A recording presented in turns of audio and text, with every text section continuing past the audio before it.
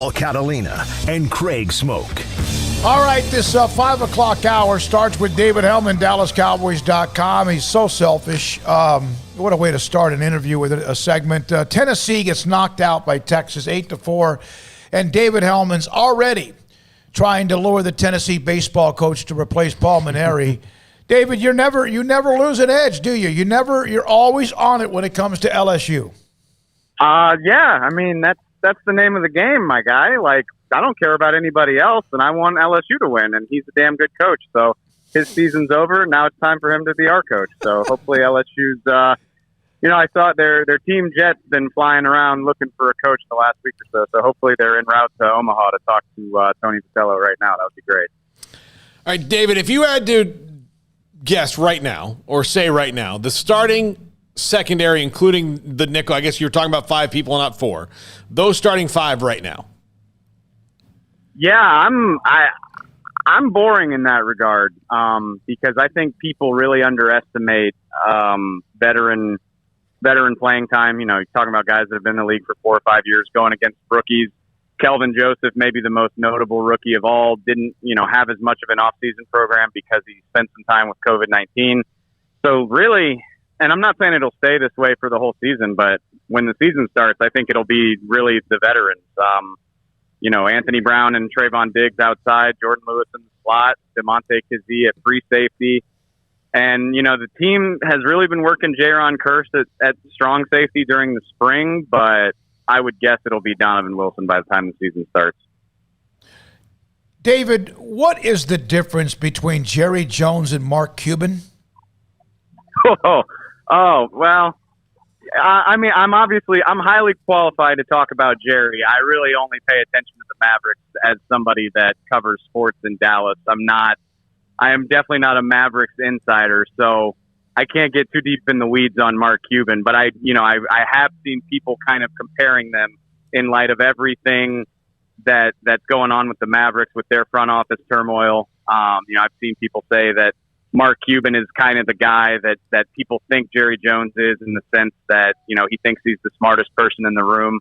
Maybe that was fair of Jerry Jones, decades ago, maybe in the 90s, coming off the Super Bowl years, or even during those kind of disastrous years in the early 2000s before they hired Bill Parcells. I don't really think that applies to Jerry these days. If anything, he delegates a lot. He has a lot of voices that he talks to. If you follow this team closely, you should know by now that Stephen Jones really has a large amount of power in the decision-making structure, and obviously Will McClay is a hugely influential voice as well. So I do think that's interesting. People say things go in cycles, and, maybe we're seeing that with the Mavs coming off, arguably the most successful era of their history, maybe trying to find their way a little bit like the Cowboys did 15, 20 years ago. David, what are your thoughts or expectations on Connor Williams heading into this season? My thoughts, I don't think Connor Williams is amazing. I don't think he's like one of the best guards in football, but for a second round pick, he started, basically every game of his career. He was the only healthy member of the line last year. I think he's been good way more often than he has not been good. And, maybe part of that is the expectation. Obviously the Cowboys have had Pro Bowlers and potential Hall of Famers on their line for most of the last decade. I certainly don't think he's in that category, but I think he is, for a guy that was picked, I think he was the 50th overall pick or somewhere in that range. I think he's living up to the expectations of what I would think. And, if he puts another good season together, he should get a nice payday in free agency. I don't know that he would set the guard market or anything like that, but I wouldn't be surprised if he's too expensive for the Cowboys to hold on to if he has a solid season this year. Whose health is more important, Tyron Smith or Zack Martin? I actually somebody posed, I think it was my buddy John Machota posed that question for The Athletic earlier this week, and I think it's a really good one. And I think at this stage in their career, I think Zack Martin is a better player than Tyron Smith. I think if he's healthy, I think Zack Martin's the best guard in football. But I would still probably lean toward tackle just because, it's a cornerstone position. You're dealing with the edge rushers that are so good all over the NFL, protecting Dak when he's in the pocket and and just the physical style that Tyron plays with as well. I think if you told me, oh man, that's tough. If you told me I was going to lose one of those guys for a long amount of time, I'd rather lose Zack, but I understand how insane that sounds because, I mean, he really is that damn good. Preferably, I'd like to have them both, but I guess I lean towards the tackle position. What are the reasonable expectations fans can have for this team in Mike McCarthy year 2? I mean, a reasonable expectation is to win the division and make the playoffs. I don't know what happens after that, but I think what we've seen from the NFC East makes that a fairly easy question to answer because it's arguably the weakest division in football, certainly one of the 2 or 3 weakest divisions in football. The team that won it last year didn't have a winning record, and I know they've made some upgrades. They signed a veteran quarterback, but I think most people would be surprised if a team from the NFC East made a legitimate Super Bowl run. So you should be able to win the division, and then once you get into the tournament, who knows what happens? I can't put the Cowboys on the rung of, Green Bay or Tampa Bay and say that, they should be able to put together like a run that would get them to the Super Bowl. But if this team isn't at least capable of winning the NFC East, I would call that a disappointment. I mean, all we've been saying for the last 2 or 3 years is how much talent they have. They just signed Dak Prescott to this huge deal. And they're not a perfect team by any stretch, but they should be good enough to win this division. I think that's perfectly realistic. Don't take this wrong, but when you hear they have so much talent, and you see it, you see the skilled people, but you also see the others. Some of them have gotten older, banged up as well, the All-Pros, the Pro Bowls, future Hall of Fame offensive linemen.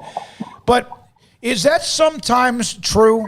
Is that sometimes because of the star on the helmet of the Cowboys that they seem to have more talent than they really do, or is that legitimate across the board? I think everybody falls into a sense of being in a bubble, right? I mean, we talk and follow this team way more closely than any others.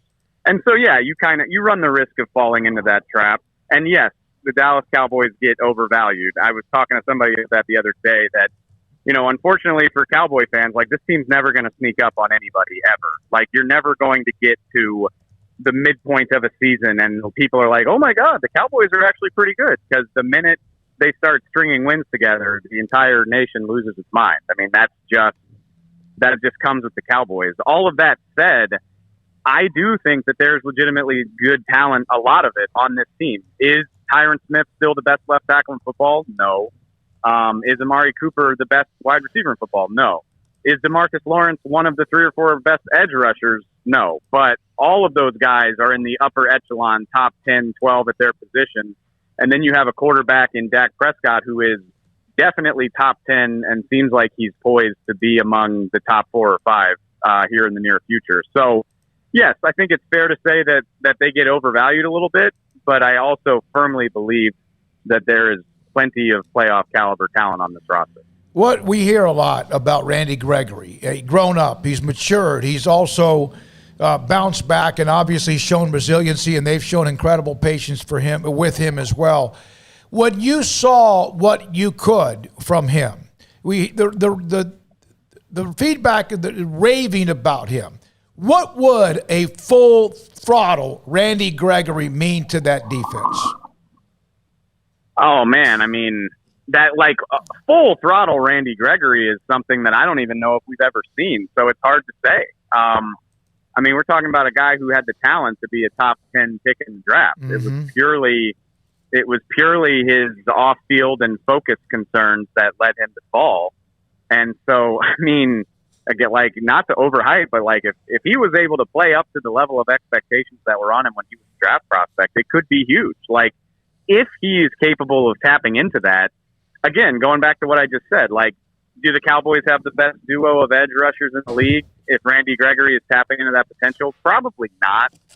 But I certainly think they would have one of the, best 5 or 6 pairs of edge rushers, because Randy Gregory hitting on all cylinders is certainly capable of double-digit sacks, I think. Not saying he's going to do that. I have no idea. I just know I'm really excited that he has a chance. He's had a full off season. Doesn't seem like there are any distractions that could get in the way of him having a productive season. And We'll see. It's an exciting year for him. I mean, I think we talked about this a week or two ago. He's finally in a contract year. Mm-hmm. He's in a position to set himself up big time if he has a big season. And obviously, if he's capable of doing that, it could go a long way to making this defense a lot better. Do you have a clearer idea of who's going to be playing between him and DeMarcus Lawrence? For my money, I think that's the most interesting, or at least maybe the most unpredictable position battle because, like I just said, like I lean toward the veterans in the secondary, and they'll find a way to shuffle these linebackers to the point where most of them are going to find ways onto the field. But then you look at the defensive tackles. Tristan Hill's still coming back from his ACL injury. Neville Gallimore was promising in the second half of last year, but he's certainly not a Pro Bowler or anything like that. And then they brought in these veteran guys. Brent Urban has had a long career for several teams. Carlos Watkins spent 4 years in Houston and has played a lot of football. And then they drafted two guys in the top 100, Osa Odigizua and Chauncey Golston, who are both, Odigizua is a true 3 technique and Golston's kind of a flex guy, but he's capable of playing inside. So they've committed some resources to that position, even though they already had Hill and Gallimore on the roster. So, I think if you made me guess today, I would say Gallimore and Urban are like your starting defensive tackles at the start of the season. But I don't feel confident about that at all, and I think that'll be a really interesting battle when we get to camp. Thank you very much, David. David Hellman, thanks, guys. DallasCowboys.com, Tuesdays at 5 o'clock in the 5 o'clock hour. No John McClain this week. He's in